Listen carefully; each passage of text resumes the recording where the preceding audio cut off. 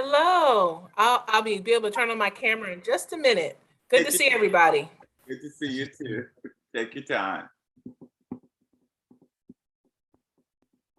We're hoping this won't last that long, folks. 3 hours, right, Dudley?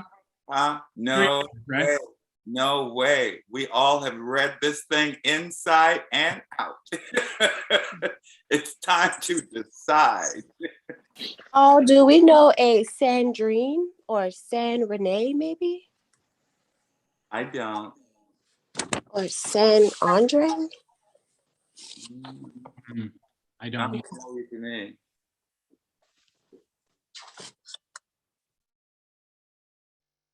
I mean, the media has already started calling, of course. Hey, Marie, how are you? I'm good. How are you?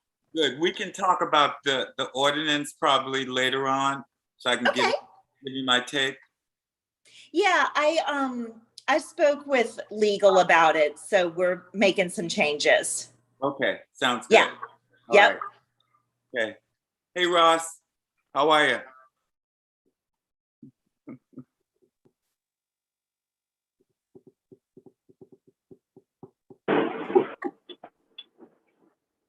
Maybe we should get started. All right. Do you want to? Yeah, I talked to Amber, and I can lead us, get us to call to order and invocation and moving forward. So I'd like to have us out of here in no time, right? Yes, I'm gonna work this like Councilman Mitchell works his subcommittee meetings. Okay. I'd like to call this special commission on equity, inclusion, and racial conciliation meeting to order. And I'd like to also lead us in tonight's invocation. So if we could just bow our heads. Our God, in our mercy and kindness, no thought of ours is left unnoticed, no desire or concern ignored. You have proven that blessings abound when we fall on our knees in prayer, so we turn to you in our hour of need. Surrounded by violence and cries for justice, we hear your voice telling us what is required. Fill us with your mercy so that we in turn may be merciful to others.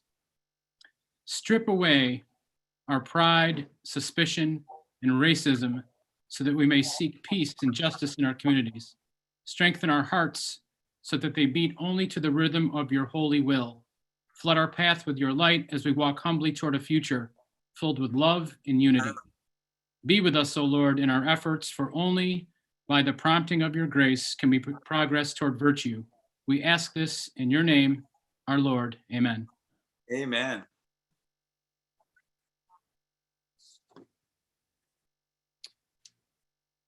Could I hear a motion to approve the minutes of our April 21st, 2021 meeting? I move for approval. Any discussion? Can I get a second? Second. Any discussion on those minutes? If there's no discussion, all in favor, please say yes. Yes. Yes. All opposed? Awesome. The motion passes. The minutes are approved. We're going to move on to our final report. And I just want to say a few words, and then I would probably encourage Amber and Dudley to chime in. It's been a long year for us, and certainly COVID has exacerbated some of the challenges. But I just want to say, as we prepare to submit these final recommendations and report to council, and the work of this special commission concludes this portion of its work, I just want to say I'm really proud of what we accomplished this year. And along the way, I do want to acknowledge that some felt we were moving too fast, while others felt we were moving too slow. And we had some naysayers and a few that became disenchanted along the way. But more importantly, I do want to recognize those who understood that anything this important and this complex and really this historic, it's not a linear process, and it does get messy and it does get uncomfortable. I want to say personally, I've been honored and humbled to co-chair this special commission with Dudley and my work with Amber. Amber, awesome job getting us to this point, so thank you. I also want to personally say that I've learned a lot about my own biases and prejudices throughout this process. Some said this effort was a window dressing. Some became impatient with the process. and others use this commission as political fodder for their social media feeds. And I just want to say, in the face of these challenges, a large majority of us, particularly those on this call, they dug in, put our heads down, we got to work. To those who got on the bus, stayed on the bus, and refused to get off the bus, this city is eternally grateful for your commitment and your many hours of work. And I just want to say, personally, thank you, thank you, thank you. The work is certainly not done, but it is a start. I'm hopeful that my fellow council members will look at the body of work and the recommendations and realize that we are truly at an historic moment in our city. It is up to the mayor and my fellow council members to move from words to actions to legislative change. And I know my fellow council members are up for the challenge. So with that, I just want to turn over to Amber and Dudley. I'm not sure if you have anything else you want to say. Well, there isn't much that I can add, except I think it's important to also thank Mayor Tecklenburg for having the courage and the fortitude to take on a subject that we all know is extremely unpopular, and a subject that I don't think many mayors would even consider taking on. So I really want to give a shout out to Mayor Tecklenburg for having the kind of courage, fortitude, and foresight to see that our city is in need, and forming a commission to address the deficiencies that we all know that our city has. I'd also like to really, really, really thank the chairs and the subcommittees, because but for you, okay, this would never have happened. And also want to thank you for not mincing words either in terms of your recommendations. Some might consider them being raw, but sometimes truth is treated that way. And I do think that, you know, based upon all the recommendations that we've gotten from this commission, change is coming. I know this is not going to be one of those documents that will sit on the shelf. The city's commitment is obvious because we have a full-time person dedicated to assisting in implementing this document once council and the subcommittees have gone through and make their recommendations accordingly. I definitely have to give out a shout out to Amber. No one knows better than me, okay, what she has gone through to get us in this place. It has not been easy. The obstacles internally and outside came from all directions, but she was able to fend them off and to get us a document that I think all of us are proud of. So I really want to give Amber an unbelievable shout out and thanks. Thank you, Amber. Thank you. And I would also like to thank all of our committee members, commission members for all of your work, your commitment. I know this has been a big time commitment for all of you. I know you all have busy schedules, but I really appreciate the time that you put in to this effort. I'm really grateful. I know that it's been really challenging to move forward, but you've all stuck with us. And I am just really grateful for all of you. So thank you for your time. Thanks, Amber. So at this point in the agenda, Mayor, I'm not sure if you want to say anything, Mayor Tech? Yeah, if you don't mind, No, go ahead. I would like to make a comment and thank everybody for your involvement, which has probably already been said. You know, I kind of view this as a really historical undertaking, particularly given the history of this city and the systemic nature of racism in our society. And just a couple of points to the implementation, and maybe Amber has already shared with you. I think I mentioned this some meetings ago. And we will bring forward to City Council, along with the report, a new iteration of this commission, one that is in fact focused on continuing to refine suggestions and to help with implementation of recommendations as they are approved by City Council. And I want to also share that for just looking around here, some of the faces on the call, like Tracy Doran's subcommittee work that really delved into the density of affordable housing on the peninsula. We've been meeting with the Housing Authority already. We're going to, in August even, be bringing the rezoning of some of the Housing Authority properties in order to enable them additional density. I see Darren Calhoun and his internal review of our city operations, and Amber's been starting to meet with department by department and working on their diversity issues, really digging down into our own city operations. And then the Economic Empowerment Group, for example, they recommended Minority Business Incubator. We're well on the way of designing and making that a reality. We are seeking some funds for it. So really, to be honest with you, even before this thing has made it to City Council, I feel like we've been in good faith working on some of these great ideas. So thank you all again for this, I think, historic effort. And it's the end of one iteration of the commission, but good things to come in the future. Thank you. And Mr. Chairman, if I can just add to the mayor in terms of things that we're already implementing. We are now developing the 10-year comprehensive plan for the city of Charleston. For the first time, in racial conciliation. To have that for the first time in a 10-year plan for our city in and of itself is historical. And I don't think any of that would have happened, okay, without this group. So this city, as the mayor said, is moving forward with implementing where we can.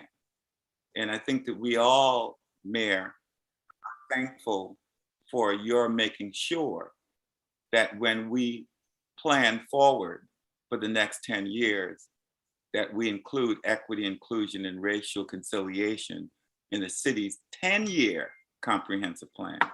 That's historical. Thank you, Mr. Chairman. Thank you. Thank you, Mr. Chairman. Thank you, Mayor.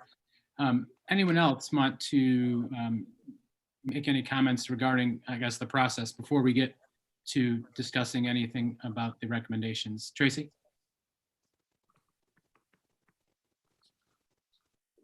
I want to thank everybody for the opportunity to serve.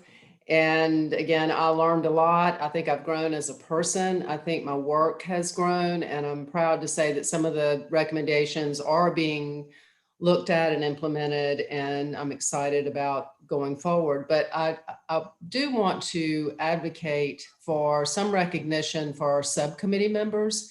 My subcommittee really worked hard, and they took on projects individually, spent time. We were moving forward as if we were actually implementing something for a while. So there were meetings being held and things being done, and they were enthusiastic. And because this process has taken a bit of time since we finished our recommendations, you know, they have sort of been left, there hasn't been a lot of involvement for them, and some kind of recognition from the mayor, the co-chair, city council.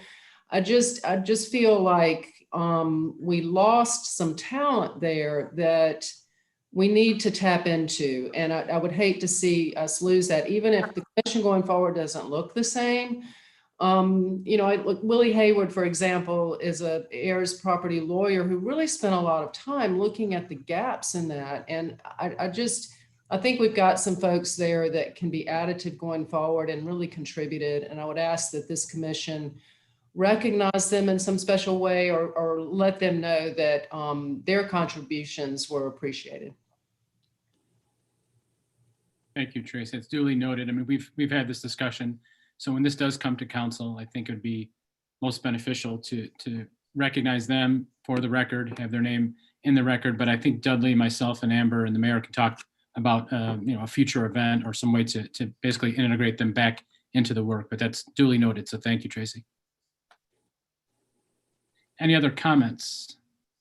I mean, the one thing that we could do is make sure that they're aware of the council meeting when this will be submitted, and make sure that they're a part of that as well. I think it'll make it real then. So I think that when we present this to council, all of us here, as well as the other 40-something persons who participated, should be in that meeting, one way or the other, Zoom or physically. And I think that would also be a great time for the mayor to sort of have a conversation and a thank you with them as well, in addition to whatever we will do to recognize their input. Thanks, Dudley. Commission chairs, any more input, or council members that are on, anything you wanted to add? I think Dr. Knight's finger is trying to go up, maybe. I didn't see it, but I apologize, Dr. Knight. All right. Well, I'll say something. It was very good to watch this unfold. And in the early portions, there was a lot of emotions that you can think that would blow something like this up. So I want to give my thanks, heartfelt thanks, for everybody, subcommittees as well as this committee, for hanging in there, because when drama comes, blood pressure rises and the better judgment somehow doesn't come forward. In this case, the better judgment did. So that's something that stays with you for a lifetime when that happens. Some of the young people on here, when you get gray hair like Dudley, not me, but when you get gray hair like Dudley, you'll begin to say, way back in 2020 and 2021, we did this, especially when some of these changes begin to get implemented. So I thank all of, in particular, the younger people on here, because we have to listen to you all, because it's y'all's time, not ours. And somebody gave us the opportunity decades ago. So not that we're quitting on you, but thank you for what you all did, because you all did the work. Now, I guess there'll be a passing of the baton eventually, but you all will be the watchmen on the wall to make sure that it gets implemented. So thank you for what you've done. Thanks, Keith. That's awesome. Councilwoman Jackson, Carol? Thanks. I really only have that kind of statement to say to everybody. It's been just a privilege and an honor to watch this group, especially among the committees that, I'm new enough in Charleston that I don't know a lot of the depth of the people who are experts in their own field. But I really feel like we put together a machine that will never come apart in this process. Watching the committees do their work was such a privilege. And there were many days when I got off the meeting and just sort of cried a little bit, because it was so poignant to watch people really pour themselves out and not know where it was going to lead, and basically just, take a lot of risk. And they all had to be publicized and, on YouTube or whatever we did, recorded them. So I'm really grateful to the honesty and the integrity and the product. And I look forward to being part of the process that makes this real. Thank you very much. Thanks, Carol. Anyone else? So I think at this point in the agenda, we are to discuss the final report. Does anyone have any substantive opinions, changes, edits, anything they want to add to the final report? Darren, and then Dr. Knight.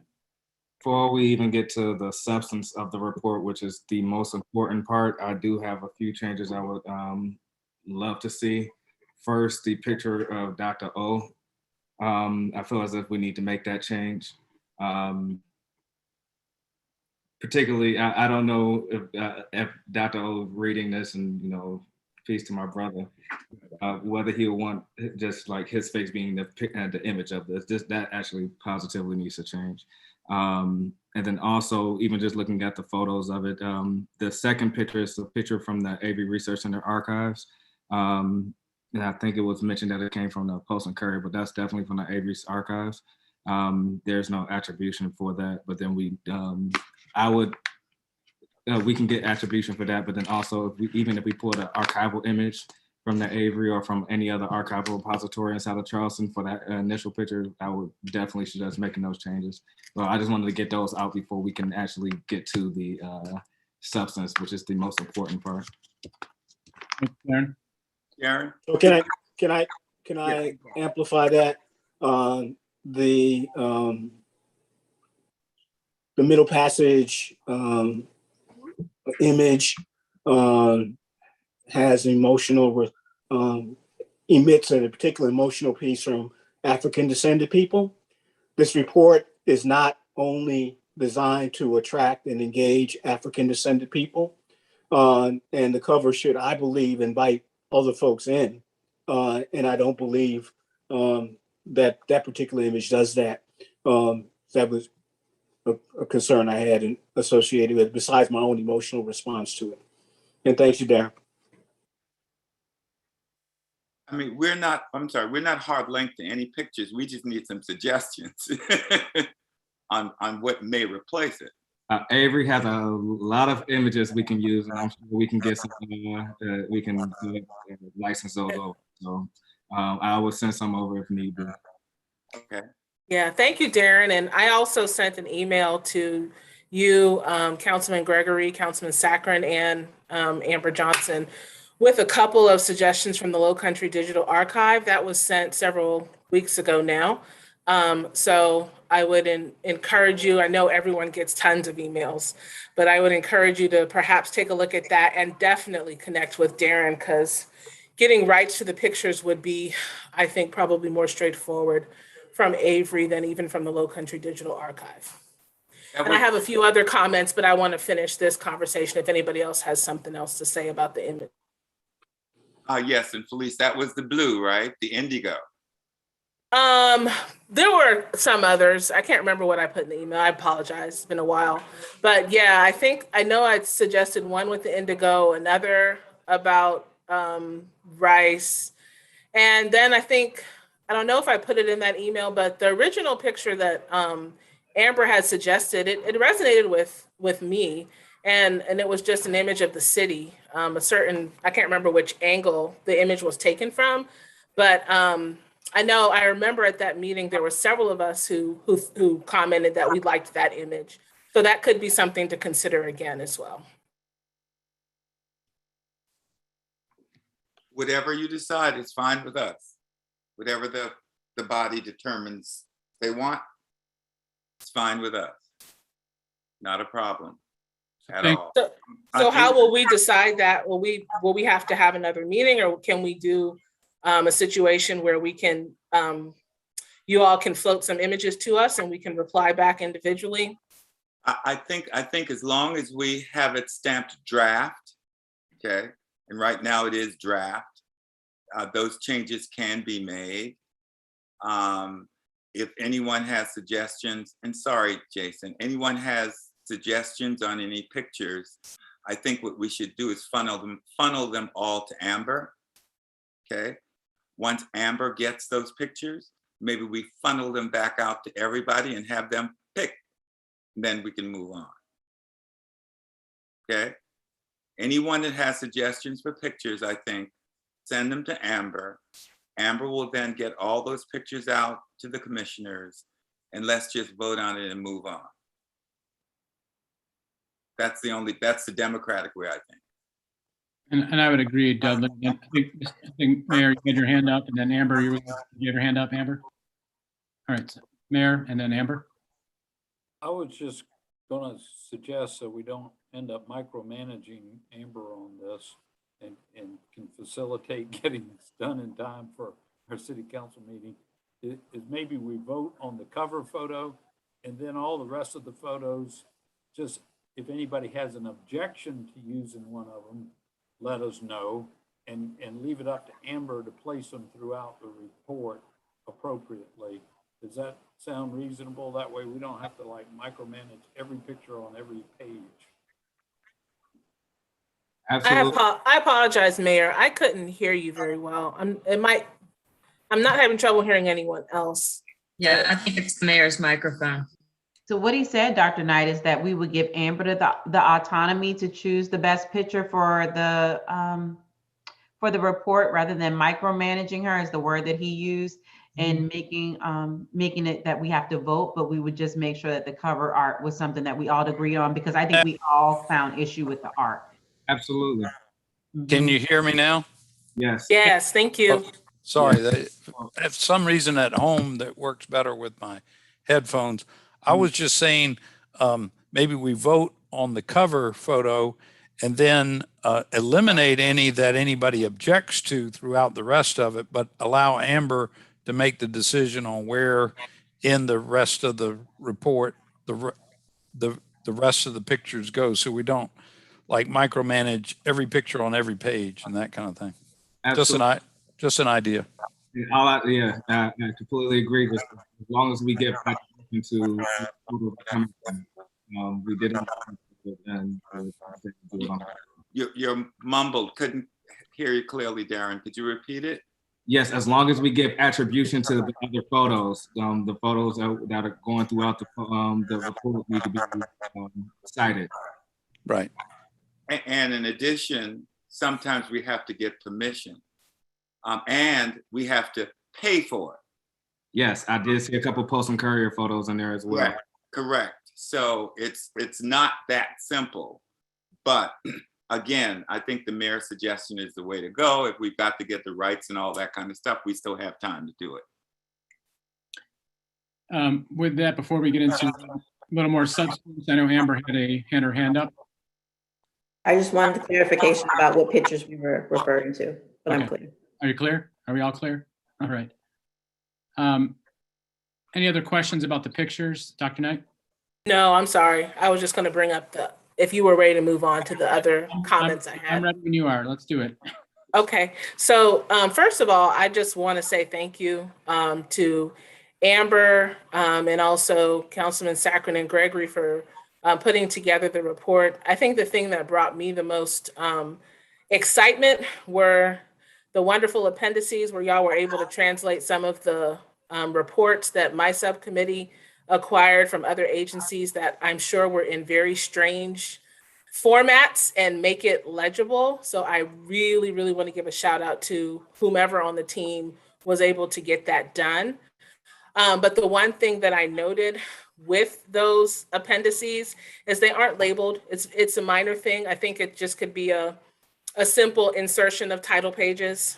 So Appendix A, B, C, in the order that my subcommittee's report lists them. And that way, when people are reading through the History and Culture Subcommittee's report, they can quickly go to the back and see Appendix A, and it corresponds directly to the particular document, because it's a lot of information. I know it is, but I cannot tell you how thrilled I am to have this all in one place. This was the number one thing, well, among the number one things my subcommittee noted is that the city of Charleston just didn't have sort of like a centralized clearinghouse to know what had been done concerning monuments and memorials and surveys that had already been done, some of which were commissioned by the city, some of which were not. So I'm excited to see it in one place, and I think it'll be a great starting point for moving forward with the project, but it just needs to be properly labeled. And then the other thing is, I know I revised the statement of overall goals for a history and culture subcommittee. I just noted that, my revisions are in paragraph form and everyone else's is in bullet form. I just want to say I'm willing to break that out in the bullet point form, Amber, if that would be more useful, so that the formatting is uniform as people are reading the report, because I don't want to be the lone paragraph when everybody else has bullet points. So I'd be happy to do that. And that's about it. Thank you, Dr. Knight. Mayor Tech. So while we're on history and culture, and Angela and I just were at the History Commission meeting on another matter, and I think she left just before me, and I told the commissioners I would share their sentiments with you. I guess there was some trepidation on some of the commissioners' part of our History Commission that recommendations coming out of this report might do away with them and or do away with that body. And I think it's pretty clear that that's not the intent.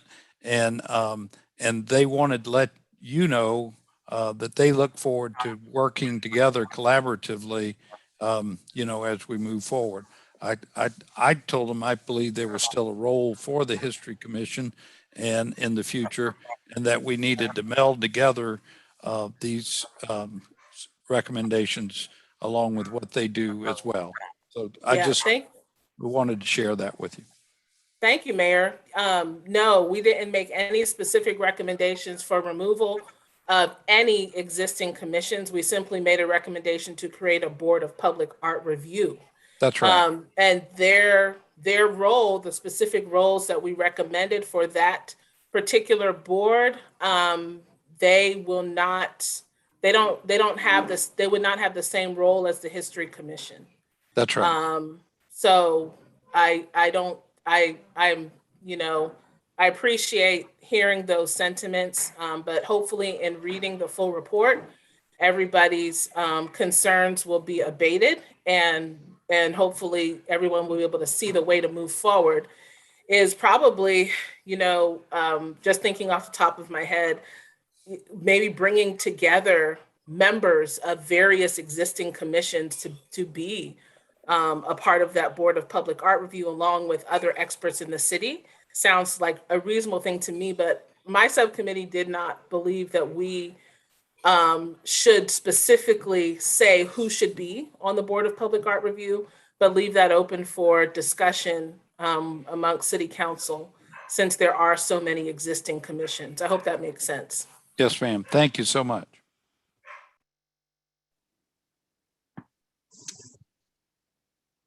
Any other questions? I think Jerome had his hand up. Sorry, Jerome, go ahead.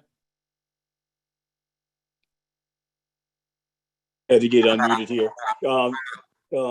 Again, marvelous job pulling things together. The introduction does not, in my opinion, if we speak to diversity, inclusion, and equity, but there's not a explicit statement about racial conciliation. And given what we've seen in terms of polarization in the period since we've been working, and the fact that probably the racial conciliation is the most difficult thing to do. Either somewhere in the document, in the introduction, comments either by the chairs, co-chairs, and or the mayor, we need to address that, I think, somewhat directly, particularly when we look at the definition section, where we have a definition of conciliation or reconciliation that highlights the situation. So that stuck out with me as I read through the report. And I'm not certain, other than, and I apologize to the other commissioners because I may not have read your reports as deeply as I might have, that the discussion, recommendation for community meetings around public safety and the like comes as close to creating an environment where this conversation and discussion. To have some of these difficult conversations, it was difficult for 13 of us to do it. Can you imagine? And we'll need those other people to be involved. So that's one thing. And the other is that I think there needs to be at least a paragraph of instruction to the reader as they move from going into after the executive summary, something that says, and the detailed recommendations outlined in the grids, so that folks can kind of, I may have missed that, Amber. I don't know if you did that or not. But I just think there needs to be a guide for the reader, because it's not a user-friendly document as it is. So those are my two observations. And thank you. Thank you, Jerome. Yeah. Any other observations? Yes. Quickly, the obviously through reading the report, there will need to be a update to the dates and timings that are listed within each board's recommendations. We put those dates on believing that this report was going to come out in May or June or so, or even prior than that. So all the dates need to be updated with current dates before it actually goes before council. I'm looking at some of them where it says July 1st or July 23rd or so, or whatnot. So I don't know if we will leave that to Amber and her team to do, or yeah. Oh, okay, it's coming. So Amber and her team, or do we need to come back and do it? But we definitely need to update all of those dates. I think Amber and her team can do it. Yeah. Yes. Okay. By that I mean Jason, Amber, and I. That's the team. We'll take care of it. Thanks, Darren, for those comments. I think I'm keeping notes. I know Amber's keeping notes, and I'm sure Velvet is. So we're making sure that all of these suggestions, observations do get incorporated. Any other I'll observations? just add, just because Darren brought it up, as this work progresses, are there plans to expand Amber's team and actually create at least 1 or 2 FTEs that can support this heavy lift? It's definitely within our recommendation. Amber needs a budget. That is correct, Kim. Kimberly, Kim presented the recommendation, actually several recommendations. So, which will have to be taken up during the 22 budget discussion. So it hasn't gone unnoticed, Kim, and thanks for bringing that up. Any other observations, comments, edits? Jerome? One other question. It's clear that the report will be forwarded to the city council. Is there plans to go beyond that, public hearings, town hall meetings, or something to get additional comment and input and buy-in from folks to get them to argue with us about our recommendations or engage, so it's not just the echo chamber of city council where the conversation is going on? That's a good question, Jerome. I think I'm going to let Amber talk briefly just about the overall next steps. I believe that has been articulated, and then if there's any more questions, we can certainly answer those. But Amber, do you want to chime in on that? As far as community engagement, that is part of the duties and responsibilities of the new special commission. That would be a part of what they would do, help us with engaging the community and implementing the recommendations. Does that answer your question, Jerome? So that will be announced with the release, of the report. There's a process, dates planned, etc. I just don't want to, again, lose the momentum of the release of the report, and then somebody's got to organize these meetings and that sort of thing. I just don't want to lose the momentum. I'm happy to give you a view, and then if Dudley wants to chime in. So the point of tonight, we're going to vote on forwarding this report to City Council. and Mayor Tecklenburg, and each of the reports, there's like 100 some recommendations, they're going to be sent to the appropriate subcommittees. While they're in the subcommittees, we will decide on them at that point, which ones are priority, which ones are within our relevance and germane to act upon, which ones aren't. And at that point, after vetting them through our subcommittees, the process is that we will then either bring them to council or work with the existing infrastructure, which is this commission, to figure out if we want to do any kind of public engagement. So the next step from here is forwarding these recommendations to council, and that's what we're voting on this evening. And if I may add, Jerome, those committee meetings can't be done in a vacuum. And what I mean by that is you guys can answer many of the questions that will be raised during those meetings better than Amber, myself, or Jason. So you will be invited. I mean, when we talk about housing in our community development standing committee and the recommendations from that subgroup thereof, we will need a Tracy Doran and her subcommittee to be available, and the same with public safety. But Jerome, if I'm hearing you correctly, okay, you're talking about engagement before we even get to that. In other words, what you're looking for, and I'm in agreement with, what you're looking for is some public input as we take this through the subcommittee process, so that that standing committee would have information from the public and their positions on the various recommendations prior to it going to council for approval.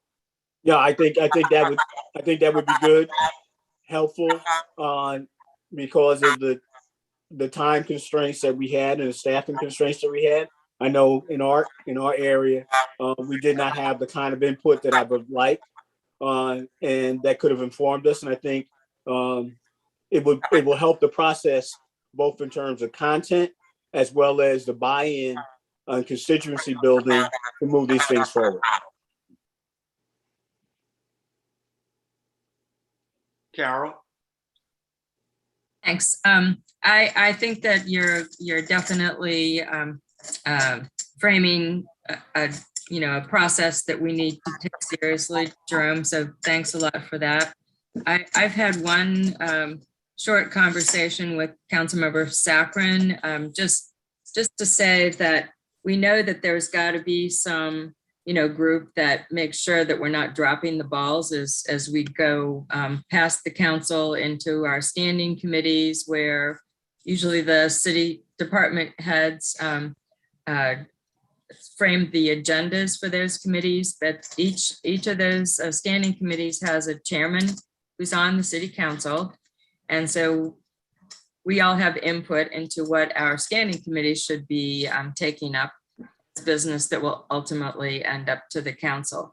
So the conversation that Jason and I had was, would it make sense, since the council members of this commission have really, not pulled our own weight as far as I'm concerned, considering the hours and the work effort that the subcommittee members and chairs have put into this. So maybe it's time for us to step up and be our own little task force that will make sure that the process keeps going and that we're not dropping any balls, and that we would be the responsible group to make sure that our colleagues on the whole council take this seriously and keep going to the recommendation stage, or the approval of recommendation stage.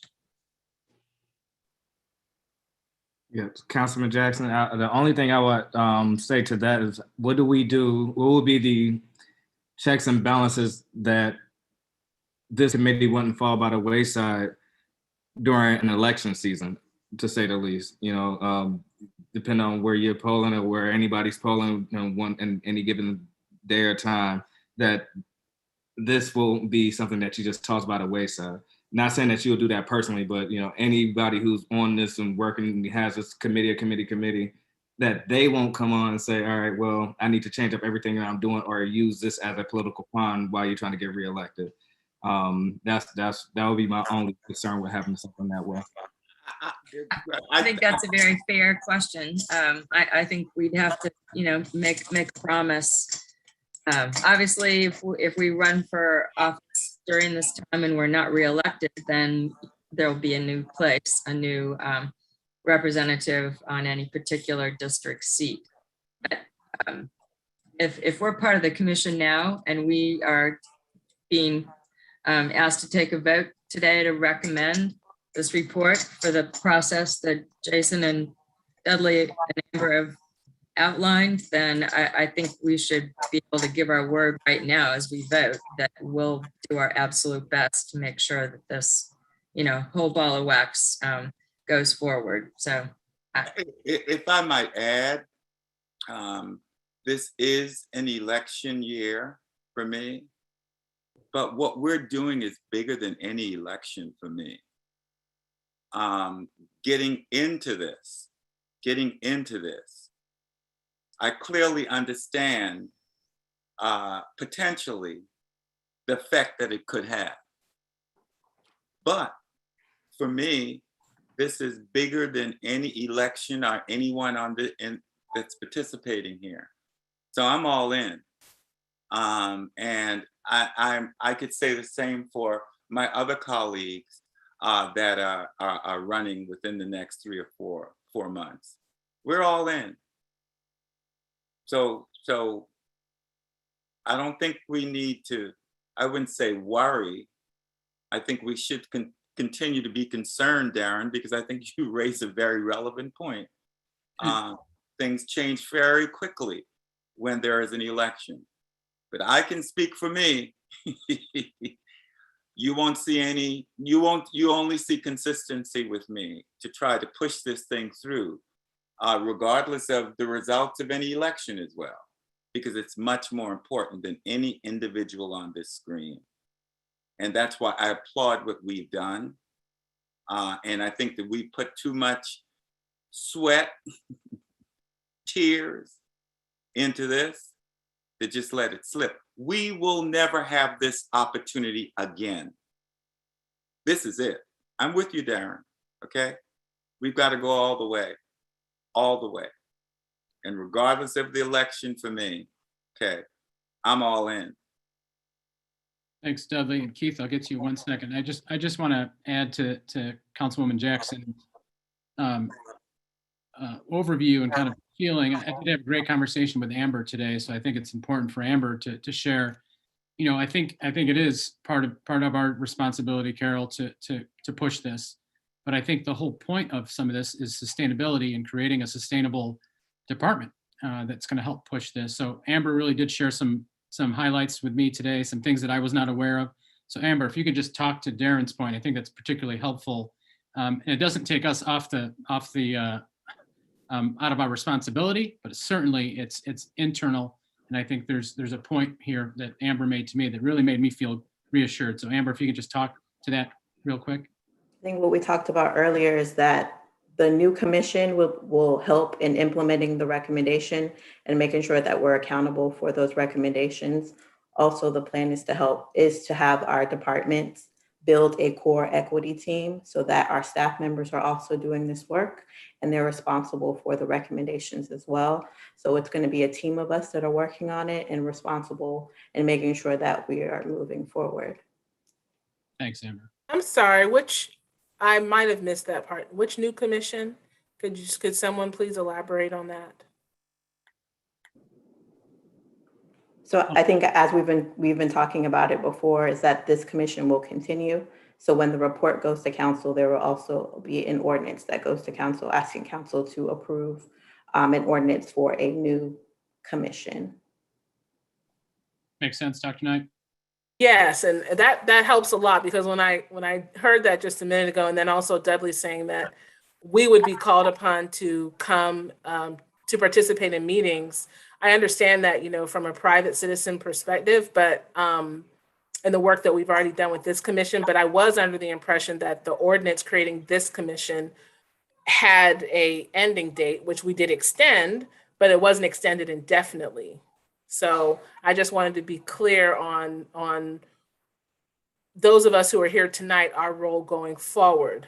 When we turn in our report and we vote on this report, then the work of this commission is officially done. That's And correct. then a new commission will be, well, fingers crossed, will be established. It needs to be established. Right. That's what's on the pike. Am I understanding correctly? Yes, ma'am. As I use the word iteration, there'll be a new iteration, if you will, a new version of the commission. They'll be more focused on implementation. Not that it wouldn't, consider new ideas or going forward as well, but be more focused on implementation. Thank you for that And clarification. we have that ordinance, I believe, already ready to go, don't we, Amber? Yeah. It's ready. Yeah. Keith, you had a question, and then Tracy. Yeah, I do. As a matter of fact, I appreciate all comments that Jerry and Darian had, as well as Councilwoman Jackson. Somehow the institutional knowledge of this committee has to continue. So if a new commission is, if this ends and a new commission is appointed, how does that institutional knowledge of the good work of this commission continue? So there has to be some crossover, I would think, because I'm talking about somebody else's schedule. And I'm talking about mine as well, because I'm still going to be around. When this when this report goes forward, I think it may be good for council members here, even the mayor, to kind of parcel it prior to leaving here as to what committee standing committee within the city, what portion of the report should go to.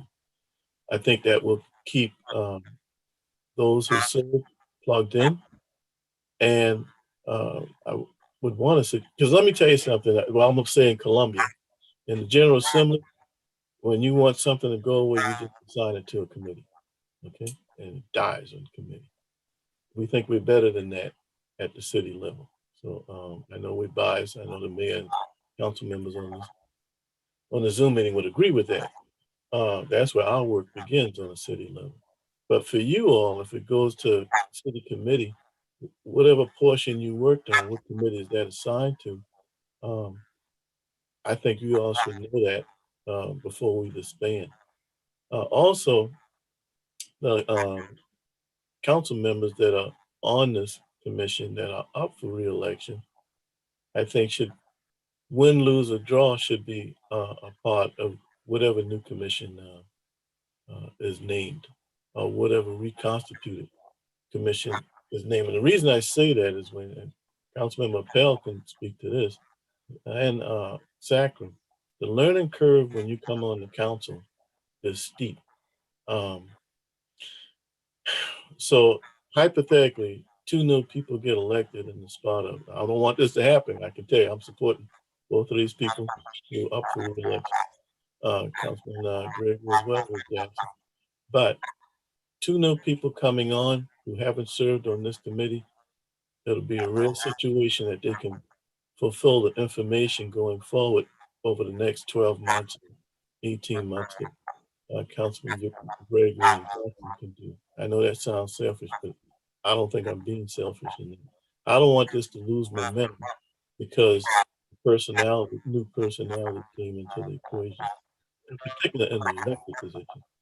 And somehow, believe it or not, when you leave council and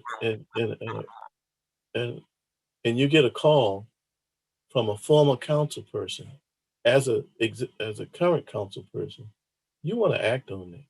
You don't want to let your former colleague down. I'm talking those who aren't up for reelection. I'm not up for reelection. The mayor isn't. Councilman Saccharin isn't. Half of council isn't up for reelection. But when a former, that's kind of like an unwritten rule, but when a former council person calls somebody that they work with, they want to make sure that issue gets carried out. So it would be good to keep the experience, win, lose, or draw, of the people on council that is on this committee. Let them remain. Because when things begin to go awry in a committee, that council member knows, or that former council member knows when somebody's, you know, pouring water down your neck as opposed to raining outside.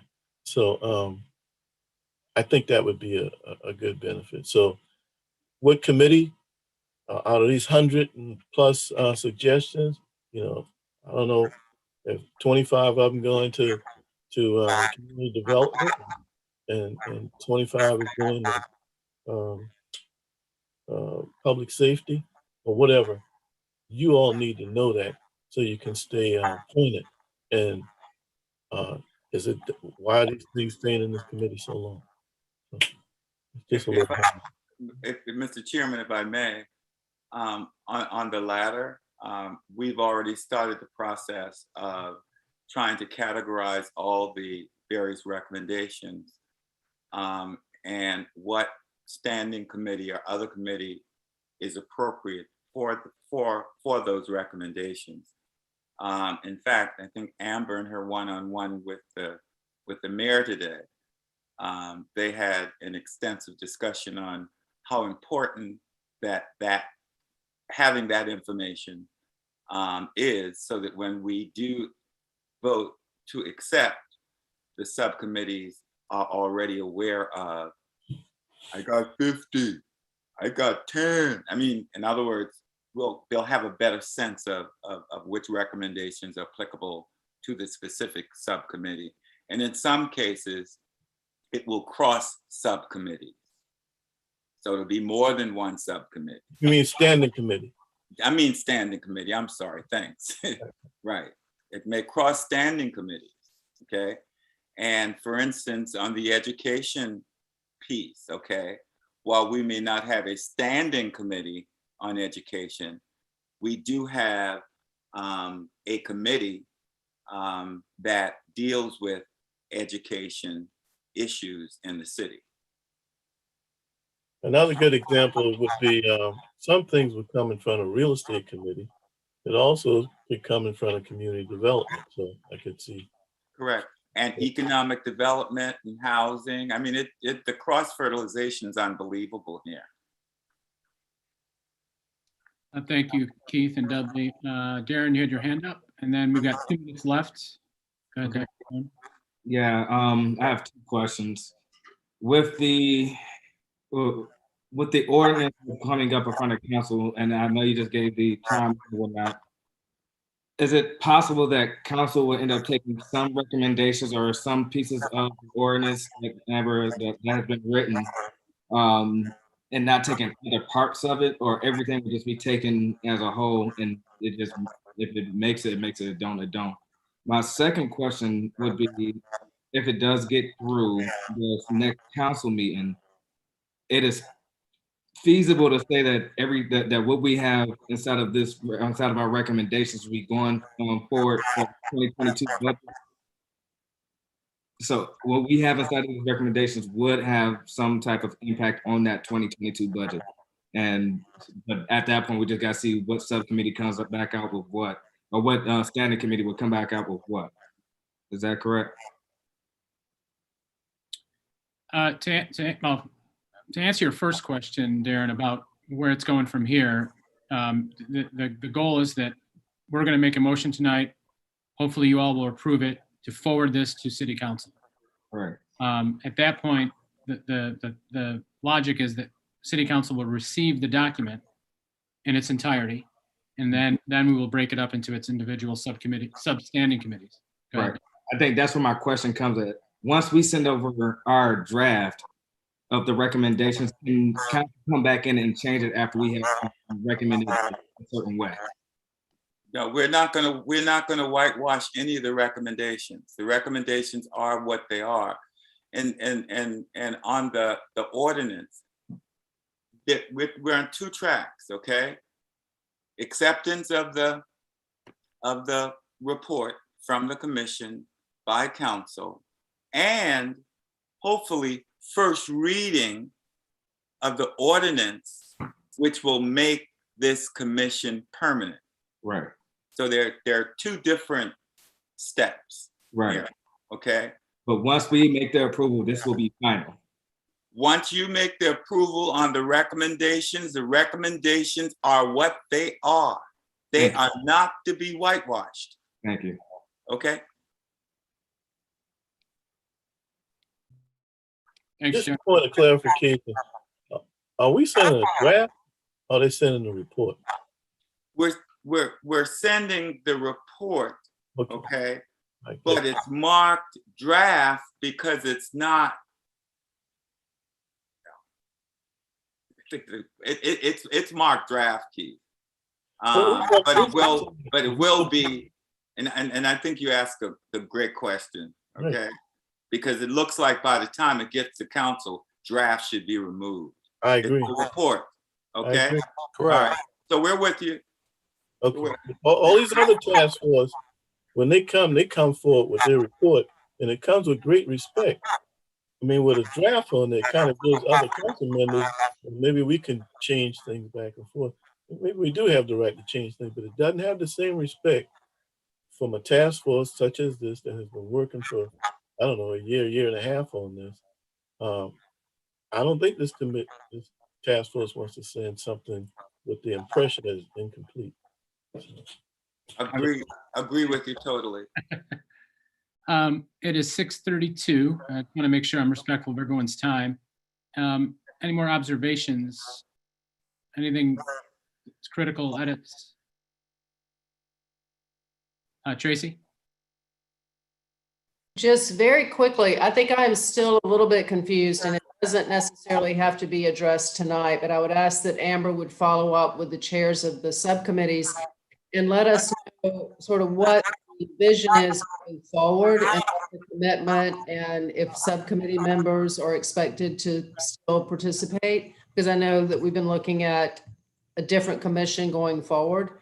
And I just think it would be helpful for me to know, what that's going to look like, what the expectations are. Are we expected to still continue in our roles, that kind of thing?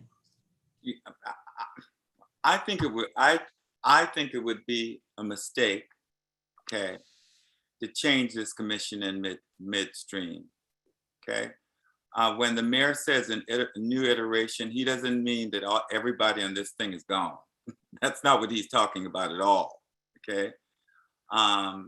And I think the iteration will have specific recommendations and responsibilities of the commission itself. The ordinance will do that. The ordinance will say, okay, what are the responsibilities of the commission?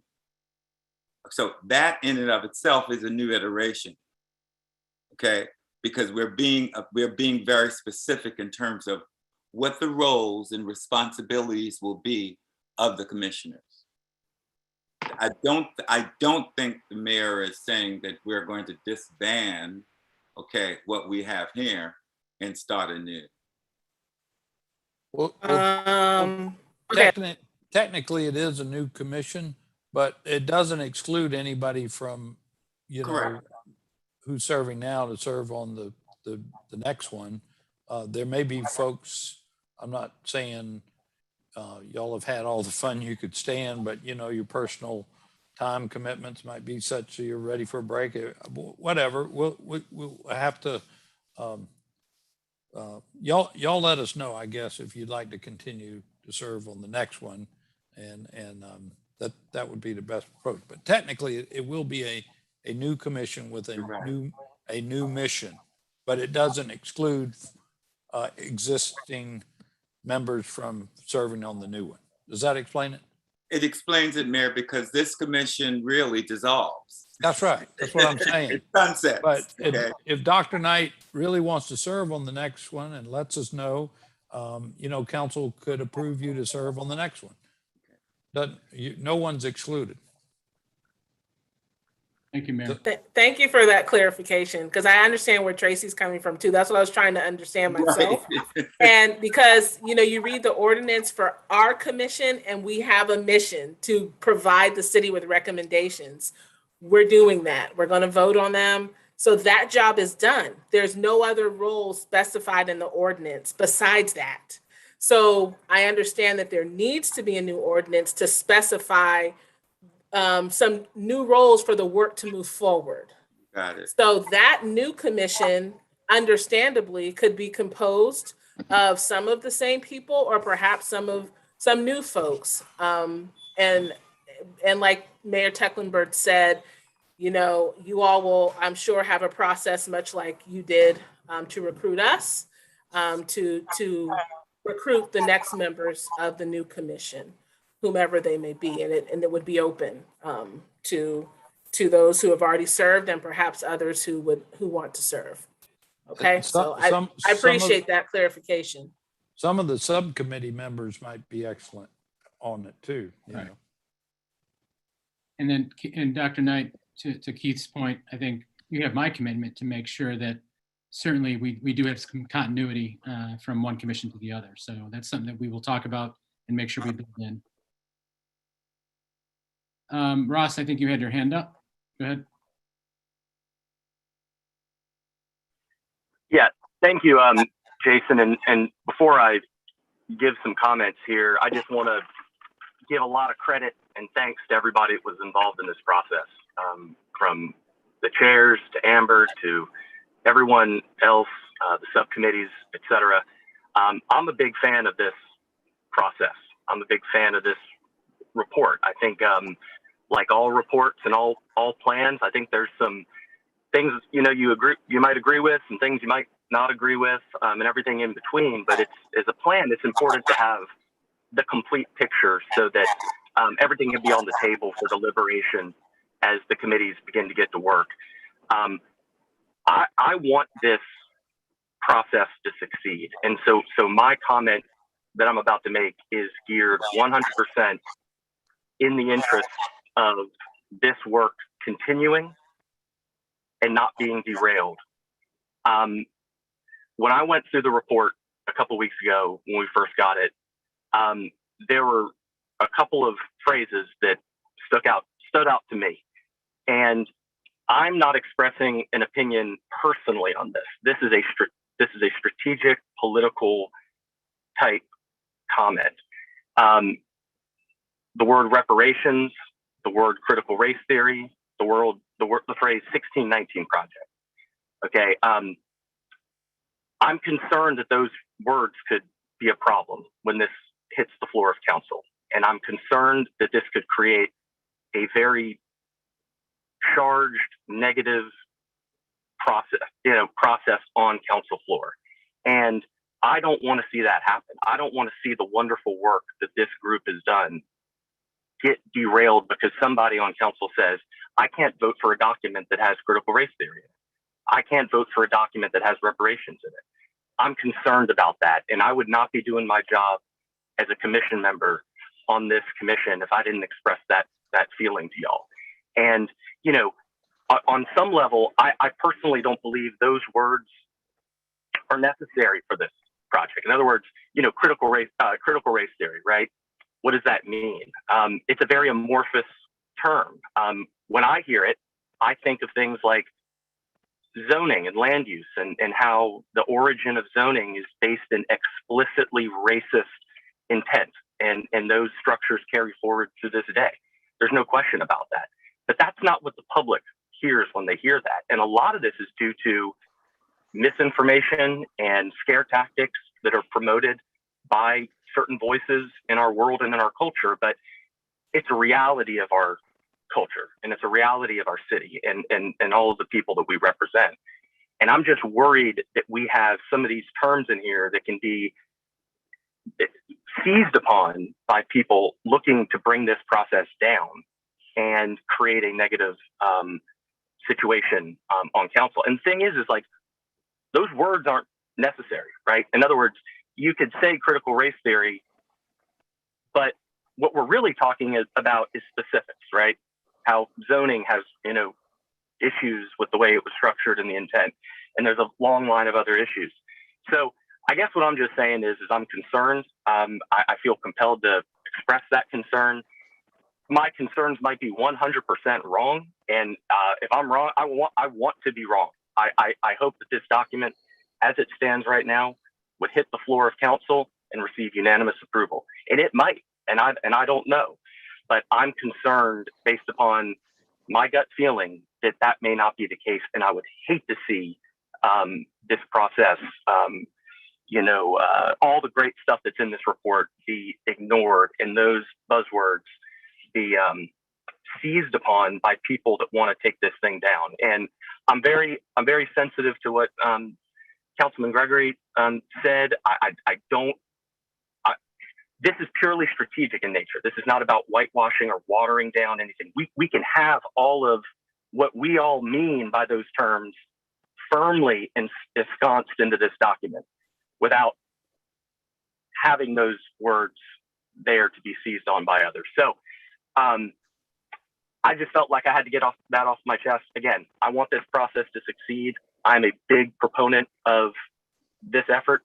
I will talk to people till the day I die about how zoning is a racist institution and how African Americans were locked out of housing opportunities and wealth creating opportunities, not in the 1700s or in the 1800s, but in the 1940s, 50s, and 60s, right? And that is I'm with you on that 100% of the way.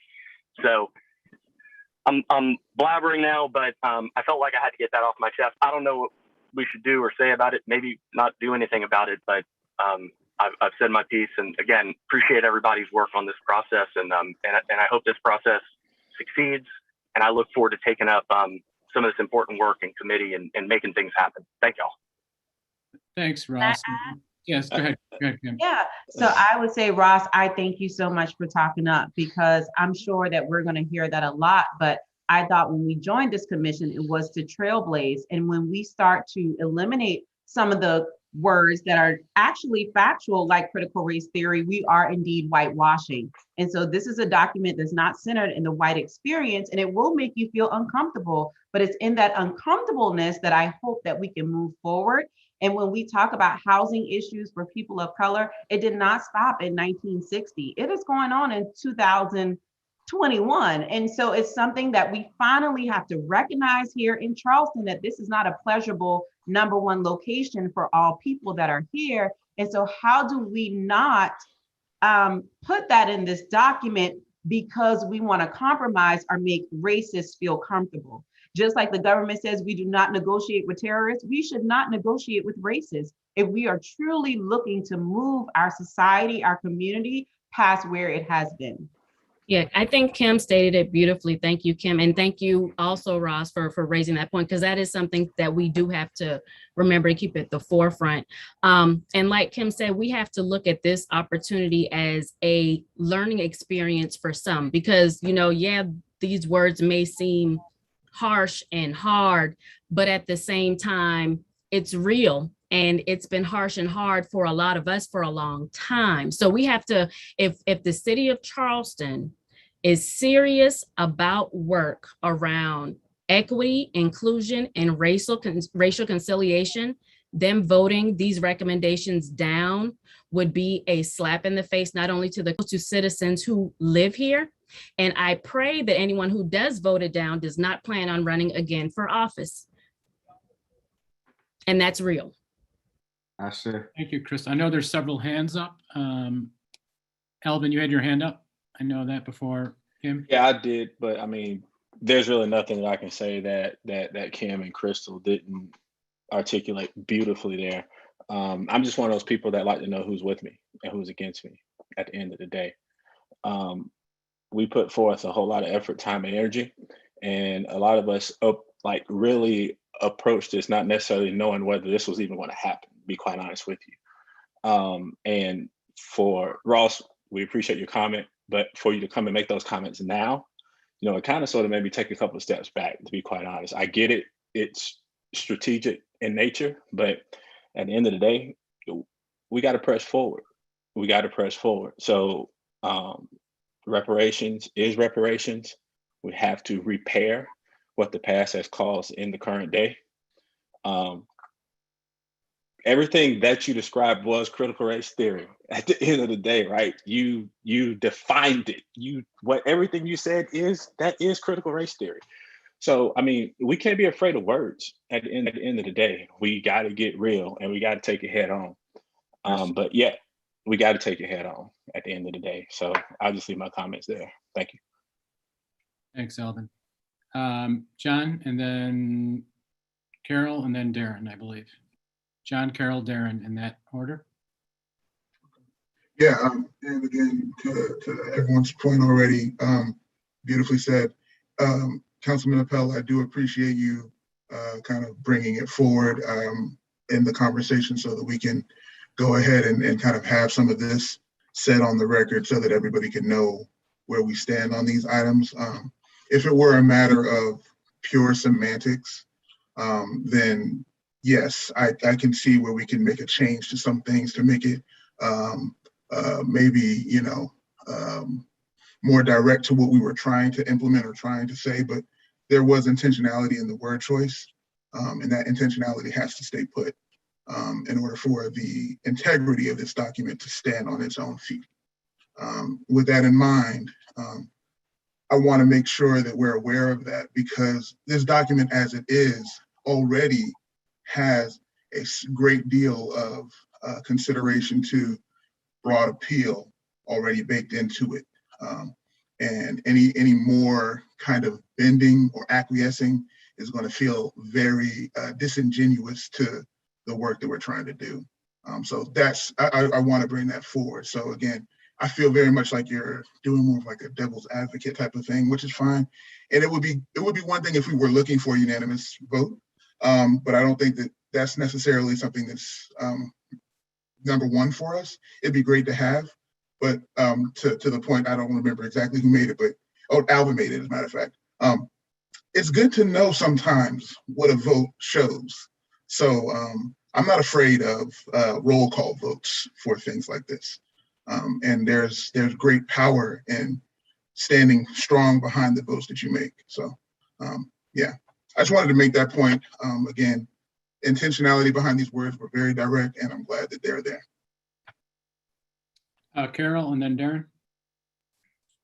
Thanks. I totally agree and am soaking into the responses that you all have given to Ross.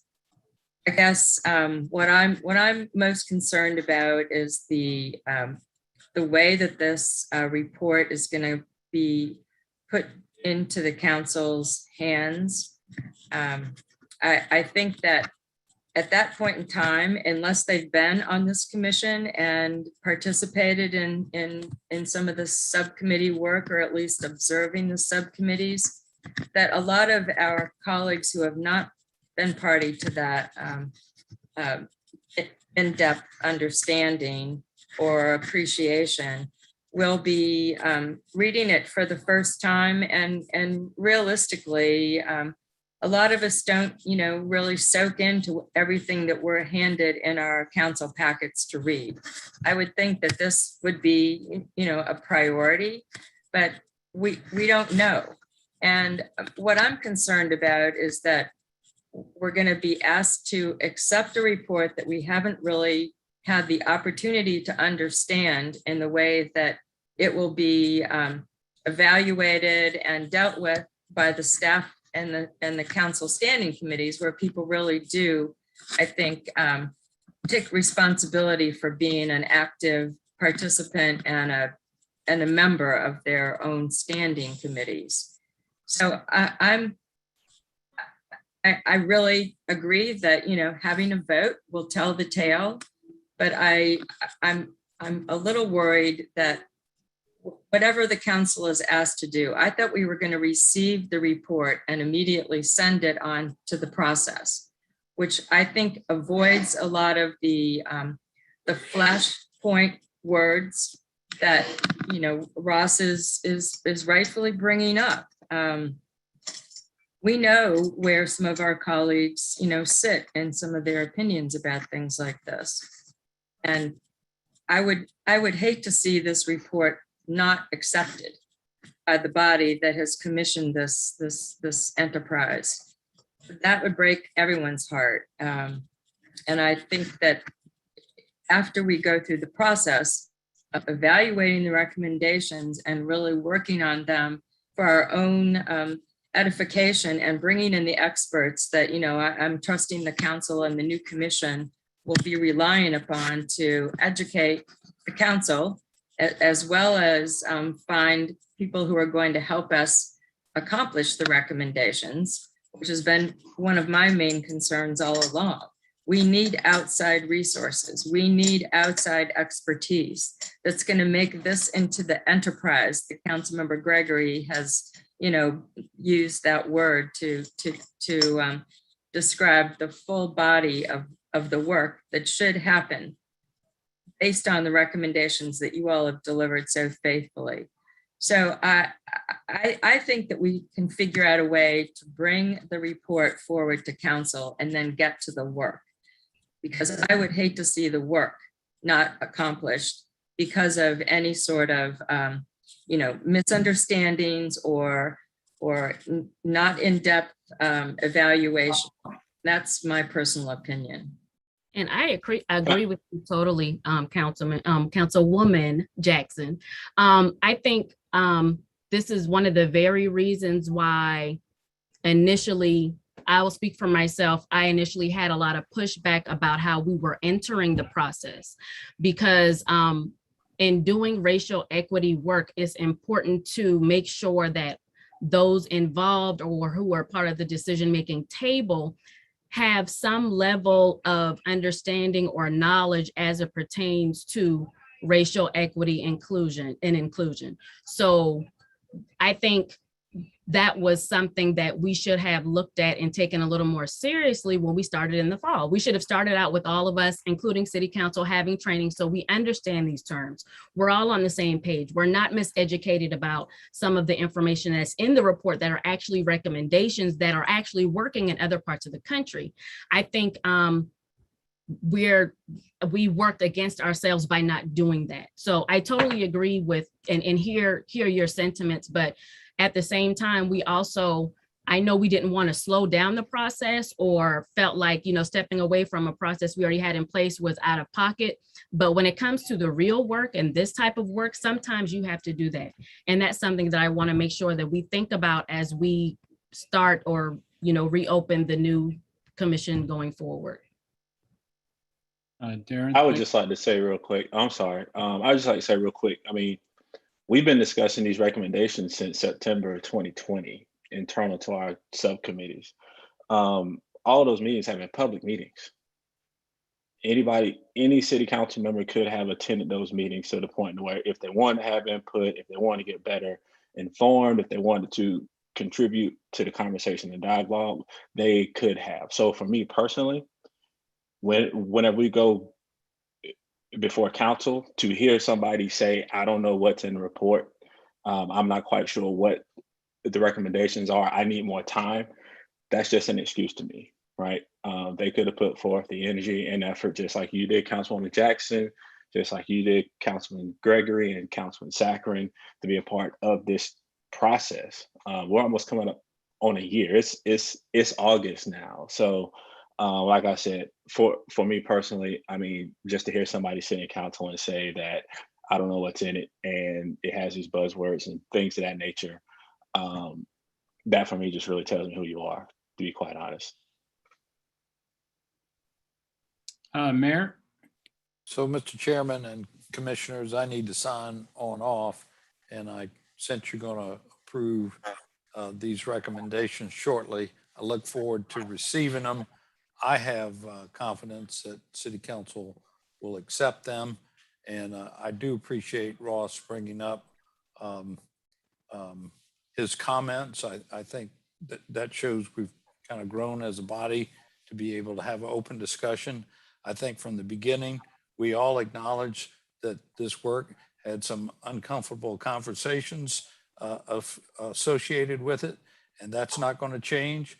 And so we just have to move forward and let us follow the work as we prescribed here tonight, and do the best we can. And I want to thank you one more time for all the work you've done. Thank you, Mayor. Appreciate it. Yeah. Thank you, Mayor. Darren had his hand up patiently, so Darren, you're next. Yes. Last year when the Calhoun statue came down, they had to use a diamond cutter to take it down. When we first started this, we said you had to be intentional about what you're doing to tackle systemic racism that has been inside of this city for centuries. If that means you have to be intentional about the words that you use, and we need to do that, that is what we're truly here to do. Now, if a councilman who is looking at this report when it comes in front of them on that Monday or Tuesday or so, and they have no idea what those words mean, you know what the body has put into this report. You know. Can you mute? I think your microphone is making Darren hard to hear. Can you mute? Can everyone mute that's not speaking, including me? I believe when this report goes in front of council, if you can't vote on this, on our recommendations because of a few words that you feel as if will upset your constituents, I believe it's up to you to inform your constituents what those words mean and tell them what we have been working on for the better part of a year. That is part of the job. We've done our part of it, unpaid, of course, to try to help and better help this committee and better help this city. So now it is up for the council members to go and inform them of the work that we have been doing to try to make the city better. And I really don't, besides what Kim and Crystal and Alvin and John and everyone else has said, I really don't know where else we can go with this, because we came into this intentionally trying to dismantle systemic racism within the city of Charleston. We have to do that. I mean, if you all don't accept it, that we just find another way to do it, but this has to be done. It's been way too long, and I'm irritated. I really am. I came into this whole process cautiously optimistic, and I'm hoping that we can get this done, but either we find one way or another to do it, but it has to be done.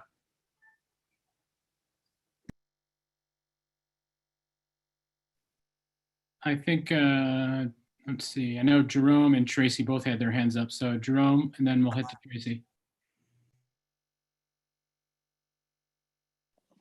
I have nothing to say other than what's been said. All right, thank you, Jerome. And then Tracy? I mean, you know, the city council voted for this commission to come forward and to do this work and to make these recommendations. And now we have these recommendations and they are in this report, and everybody has worked very hard on those.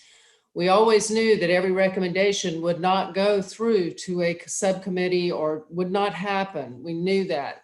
But for city council to not acknowledge hard work and to accept our recommendations, even if they don't agree with everyone, does feel a bit like a slap in the face. So I guess I'm a little, maybe I don't understand the process, but accepting our report is like accepting our work. But it doesn't mean every single recommendation in there will move forward to a special committee, or it's accepting our work. It's accepting what this group came up with. Is that not correct? I mean, I guess that's where I'm getting a little confused. You're absolutely correct. And if we have council members who don't want to accept the work, as long as we've got 7 votes, we've got 6 commissioners who are council members and the mayor, okay? And for me, when we did the apology, we went in knowing we weren't going to get a unanimous vote. We knew it. But we needed 7. That's all we need is 7 votes. I don't care about it being unanimous. Okay? I just want this document accepted by council. And I do think that you may be surprised. You may be quite surprised that the majority, and I mean beyond 7, will accept it. That responsibility is on the 6 council members who are on this commission to educate the other council members to the extent that we can on the report. Answer their questions. So they'll be prepared to accept the report.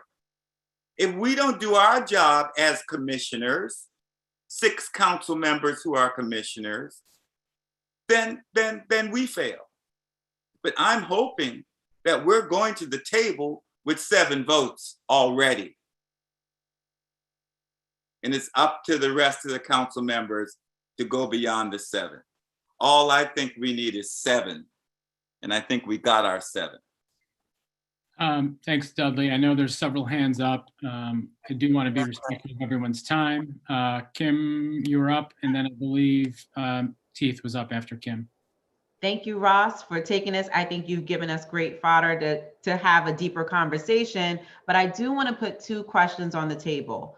Following up with Councilman William, 1, how do we define success as a commission that's dissolving? And 2, what are we willing to sacrifice in order to see it happen?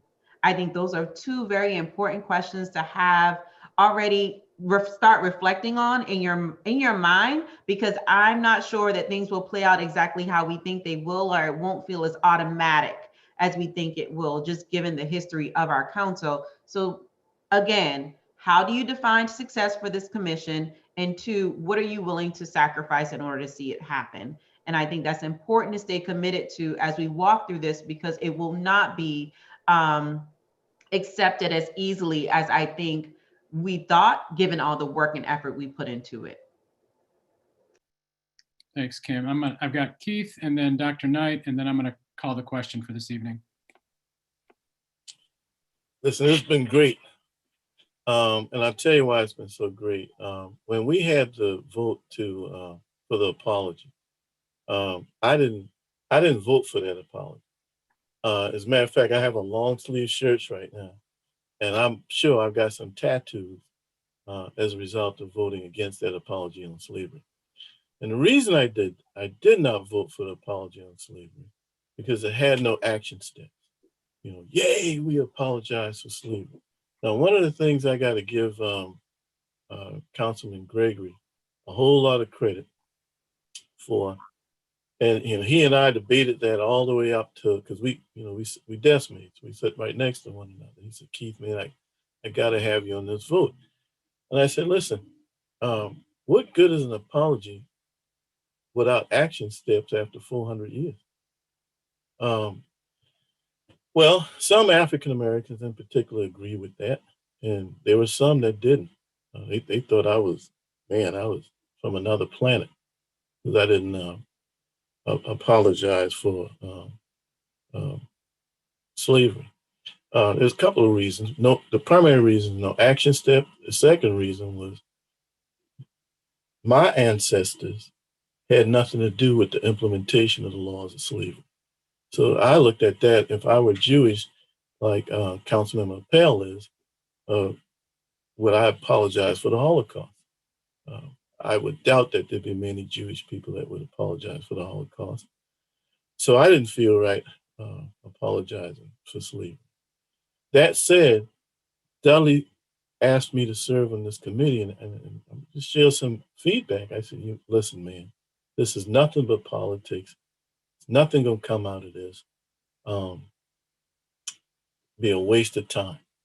He said, Keith, hang in there with me on this. And I did. Dudley was right, and I'm wrong. So now we got some hard words in there. Let me tell you, Councilmember Appel, when he talked about zoning being inherently racist in this country, I wish I could put an amplifier down his throat because more people need to hear that. Wealth can be created with zoning, and wealth can be taken away with zoning. And you're right. I think Kim, I think you said it still goes on to the day. And I'm not speaking for Ross, because believe me, he can speak very well for himself. But when he cut it off the 1940s and 50s, I really do believe he intended to come up to 2021. You're right. Some colleagues on council will not agree with reparations. Some will not agree with some of the wordings in there. But Alvin and Kim and Crystal and hey, all of you all are right on that. conversations need to be held. And Dudley is right. There's 6 people who are elected, 6 members of council. Believe it or not, the mayor is a member of council. There are 13 votes on council. And if you mean to tell me out of the 6 of us, we can't get one additional person to come and vote to attain a majority to do this, shame on all 6 of us. Okay, shame on all 6 of us, because this committee, you all have that action steps that I kind of beat Dudley up on with the. I mean, I didn't beat him up in the press. Now, it was just between friends. No action steps. You all have come up with the action steps. Now, whether we have the ability to do them all, again, that's up to us to find out the methodology, find out the one. But the report, as Tracy has said, has been done. So I don't feel that that wasn't a slap in the face. Please don't take it that way. That what Ross said, that's real. They're going to be some council members. I got to be frank. I've already gotten a call. Okay. But even that council member, and it was about some of the terminology, is willing to talk. And you know what? He and I and Ross and Jason and Dudley, we're going to be talking with those. So you mean to tell me if we can't go out and get one more additional vote? I would seem to think we would get more than that. But it is because of the action steps that you all have put into this that made me realize if you all didn't serve, Felisa, if you didn't serve, Kim or Crystal or Tracy, or I'm not going to put the elected people on there. All the people, even on the subcommittees, Alvin, you wasn't in there, John, this report wouldn't be as comprehensive as it is, because frankly, council wouldn't have done that. Council doesn't have the ability that you all have. So yeah, now our work is to go back and get this done. And yeah, there's some questions we're gonna have to answer to our constituents. There's no doubt about that. But you do what's right, and these seats don't belong to any one of us. We ask to serve, and if you do a good job, people will send you back. If not, it's their seat to take and do whatever they will with it. So anybody that's scared about losing a seat will probably lose it. So thank you for what you've done. And I'm gonna get out there and work for passage on this thing. And you all have made me proud, because I told Dudley, and he's right there to witness to that. I said, man, this ain't nothing but politics, a big show to check off on a political campaign.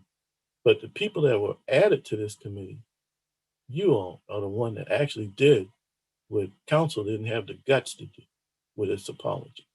So I do thank you from the bottom of my heart, and I will be voting for passage on this, and I will be working to get others to do the same. Thank you, Mr. Chairman. Thanks, Keith, for those words. I know Dr. Knight. Yes, I'll be brief because I see the time. And really, just to Tracy's last point, as I was listening to everyone talk, firstly, I would like to thank everyone for their comments, from Councilman Appel to John and Darren and Crystal, Kim, Tracy, Councilwoman Jackson, Alvin. Thank you all for your comments. And also, lastly, Councilman Waring, thank you for your comments. I just need clarity one more time on the process. So Councilman Saccharin, could you please go over the process so we understand exactly what we're voting for? We are voting for, fill that in for me tonight. Then after we vote for that, the next step is this, that, and that will help, I think, me be able to make a decision about how to move forward with my support of this particular process. And with that, can you put a timeline to it as well? Like the dates, be it council meetings or whatever? Sure, man. There was a press release sent out today with 3 big points that I'll reiterate right now. So based on tonight's vote to approve this report, we're sending it to the mayor and city council. And I think, Amber, correct me if I'm wrong, that's planned for the August 17th City Council meeting, correct? Yes. All right, so we're all good on that. So this report, if we vote on it tonight, will be forwarded and sent to City Council to receive that report. So my understanding is we will have a vote at that council meeting to receive the report. Once the report is received, at that point, with Amber's help, my help, and Dudley's help, we're basically going to divide the recommendations and send them to the appropriate standing committees of council. So if it's a zoning or a housing issue, we are going to send it to community development. If it's another issue, we might send it to recreation or the history commission. At that point, we're going to send them to the appropriate standing committees. To Jerry's point that he made, which seems like hours ago, once they're in the standing committees, I think that's where we reach out potentially to folks in the public. We bring back some of your folks that you had come. Can you guys just mute yourselves, please? I'm having a tough time hearing myself. Once they are in the standing committees, I think at that point, to Jerry's point earlier, that's the time perhaps where we have some public discussion, bring some outsiders into those standing committees to testify, maybe folks that came to some of your subcommittees. Council and those subcommittees will then decide which ones actually move forward to a process where we take it to full council. That's my understanding. Not every one of these recommendations will make it to full council. I just want to be very clear to everybody. We have to decide. Some of the recommendations I've read, to be quite honest, aren't even in the germane and relevant to city council power. So some of them we might have to advocate or do something at the state level. But I think the point is that we're going to go through all of those, prioritize those recommendations, divvy them up to the appropriate standing committees, and at that point, figure out which one of those recommendations will make it to council for vote and action. Additionally to that, Amber is going to be working internally with some of our staff. We're going to have iteration number 2 of the commission, which will help push the work forward. And certainly, I'm not going anywhere. We talked about election year in politics. I'm here. I'm going to be dedicated to this work until they tell me to leave. So I'm here for as long as I can be. Felice, did that answer your question, Dr. Knight? That is extremely helpful. Now, just the final follow-up question is, so Councilman Appel, your concern is with whether this report will be received by council. There'll be enough votes for it to actually be received at the August 17th meeting. That was the point you were bringing up. Am I correct on that? Okay, all right. I just needed clarity on that. Thank you. So it's now 7:15. I do want to get to call the question. Dudley? Yeah, before we go, I want to make sure that at least answers the first part of Kim's question, because Kim had a 2-part question. Kim, does that answer the first part? Does. And I honestly believe my questions were personal and reflective. Okay, thank you. So before I call the question, I just wanted to summarize basically some of the things I've heard. And I just want to acknowledge that from where we've come a year ago to where we are today, we could look at Councilman Appel's comments in one way, or we can look at them another way. I look at them as being truthfully and honest and thinking about the long-term effect and long-term success of our commission. So Ross, I want to acknowledge that those comments to me are helpful. If someone wants to take them the wrong way, they can. But I think as being a diverse team with contrasting viewpoints, I think we need folks at the table that provide that insight. So I want to acknowledge that. I realize to Elvin's point, timing, we've been doing this for a year. Perhaps that should have been brought up a few months ago, but anyone listening to this call tonight, this is real. This is real. Like, I'm sorry, I've been on council for 1.5 years, almost 2 years. And typically we are afraid that the public is listening. We have side conversations. Tonight was a real conversation. For anyone listening, this is how things get done. It may make you feel uncomfortable for those listening, but I want to say that this is how progress is made, and I'm honored to be a part of the process. So Ross, thank you for your comments. I welcome them. And I think they've added to the robust conversation we had tonight. Is there any more comments, observations for this evening before I call the question?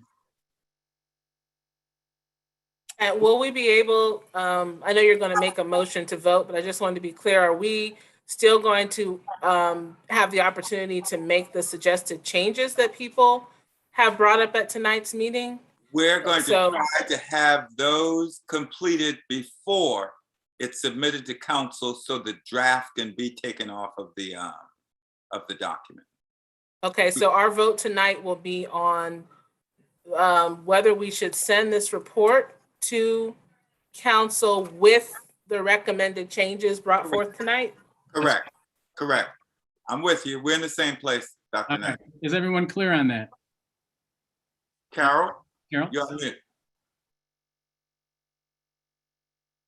Timing on the report has to be, it has to be in the clerk of council's hands on Tuesday next week at the very latest. They set the agenda and they create the packets on the Tuesday before the following week. So the photos and anything else that you want to change in terms of scheduling your recommendations to have appropriate start dates and all of that, that has to be done tomorrow and Friday. No later than. No later than Monday by over the weekend. You've got to have your final report. Because Jason, Amber, and I will be working the weekend just to make sure that what is submitted is all inclusive of the discussions had today. It's not the first time. No. And there wasn't a whole lot of substantive changes. A lot of this was, so I think we're in a good place. So the motion I'm going to make tonight is, so can I hear a motion from this commission to forward the final recommendations with the amended changes we discussed tonight to the council for our August 17th, 2021 meeting? Can I hear? Second. Okay. Appel second. Thank you, Ross. Thank you. Mr. Chairman? Yes. On this big vote, I think we ought to have a roll call vote. I do too. Good. For the record.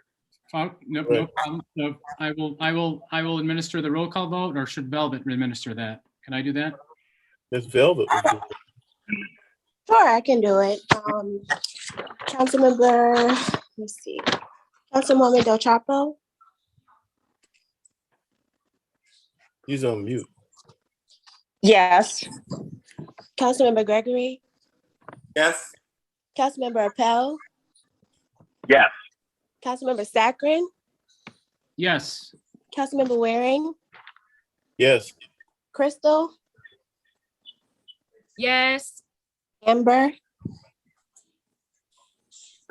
I don't have a vote. okay, sorry. Kim, Yes. Jerome, Yes.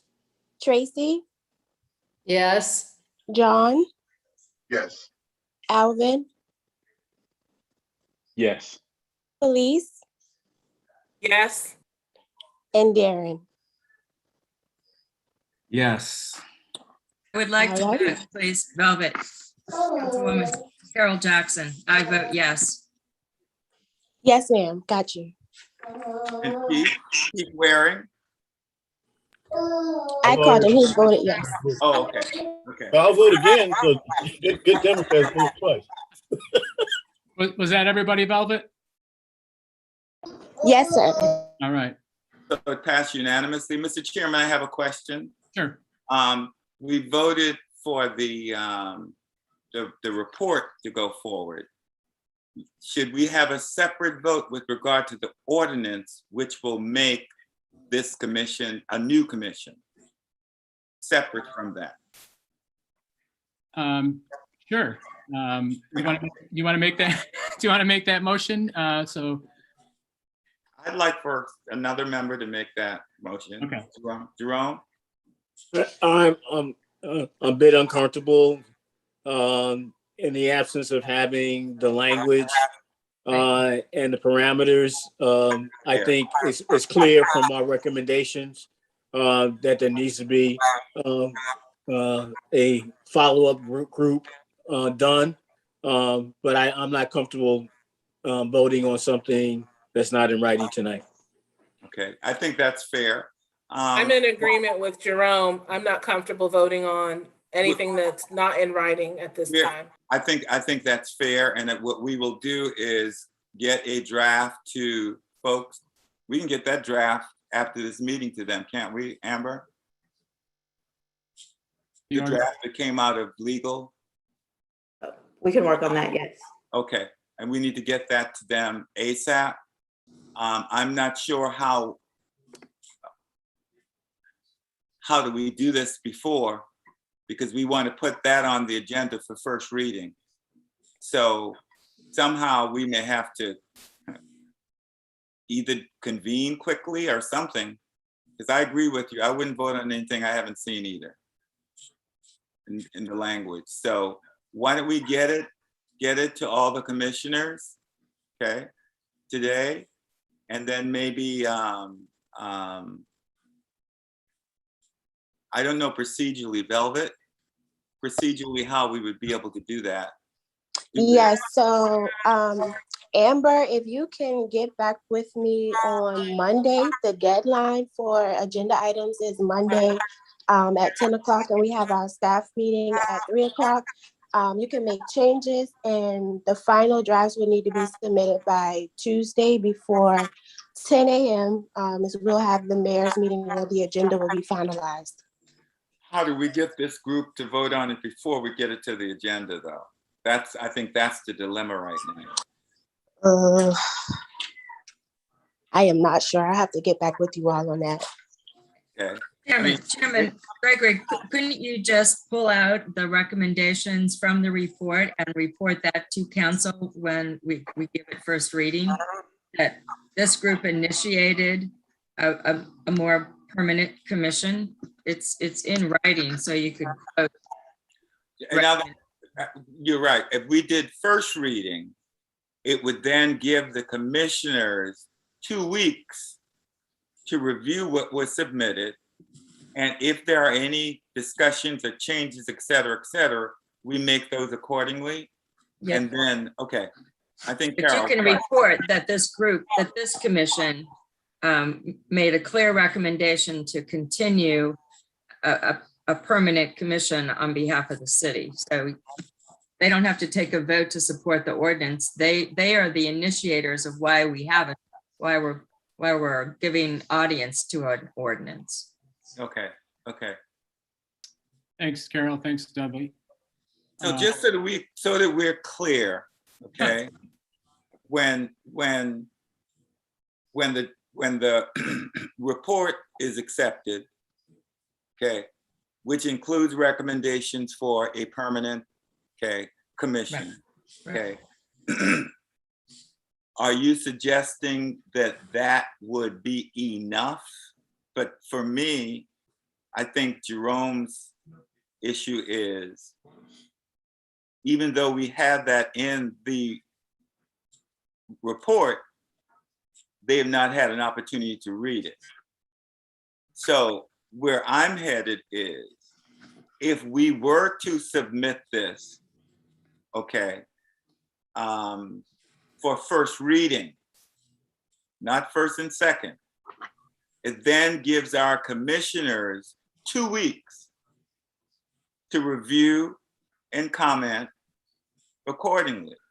I mean, okay? That's the normal process. That's the normal process. Reading. Right. Are you with me, Kim? You're following my logic? What I'm trying to do is to make sure you guys do have the opportunity, Jerome, to review and comment. So if council passed the first reading on the 17th, that then gives you the 2 week for comment. But in the interim, we'll get a draft, a copy to you guys, ASAP.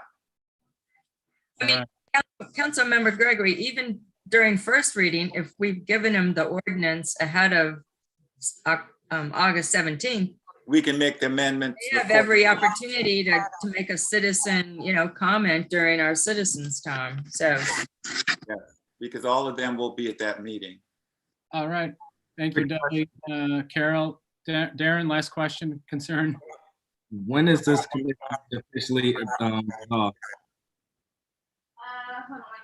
You keep getting muffled, Darren. Say it again. The commission that we feel right now, when is it officially absolved? When is it over? I think technically it's over when this gets voted on the August 17th city council meeting is my thought. And reestablished, it can be reestablished at the same time, if you're following me. If we get all of your comments, et cetera, in as Carol articulated, those amendments could be addressed, okay, accordingly, okay? And then we council vote and the commission still exists, but in a different form of which we've got to pull together. Makes sense? I don't know about y'all, but I'm getting punchy. Yeah. Darren, does that answer your question? Yes, but I'll give you a call after. Please, okay. All right. Is there any more business to come in front of the special commission this evening? Hearing none, I'd like to hear a motion to adjourn. You have one. Oh, sorry, go ahead. Councilman Waring. Oh, sorry, Keith. No, I was just saying bye. Oh, okay. Any more business to come before this committee this evening? Hearing none, can I have a motion to adjourn? So moved. Do I hear a second? Second. Well, thank you all. You all have a good night and we'll talk to you soon. Thank you. Good night, y'all. Good night, everyone. Beautiful daughters, Felice. Thank you. How is 7, Darren? Darren, how's 7 doing? Darren? I think he's gone. Okay, he's gone, yeah, okay.